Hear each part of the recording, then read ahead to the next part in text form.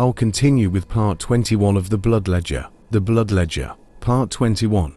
The 21st swore to protect, yet let the innocent die. Holloway's fingers trembled as he clutched the blood-stained note. The 21st swore to protect, yet let the innocent die. A cop. The killer was coming for one of his own.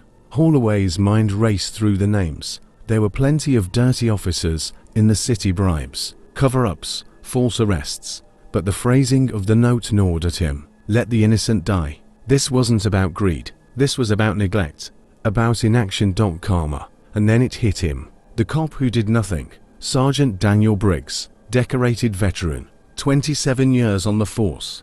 A man who never took a bribe, never planted evidence, never took part in any corruption. But that was the problem, because he never stopped it, either.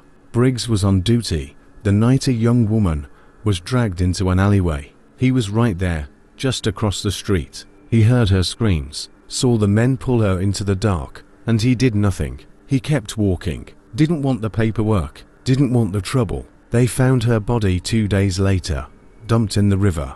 Holloway clenched his fists. Briggs hadn't killed her himself, but he may as well have. And now, someone was coming to make him pay. A dead man's patrol car. Holloway drove like a man possessed, his sirens screaming through the empty streets.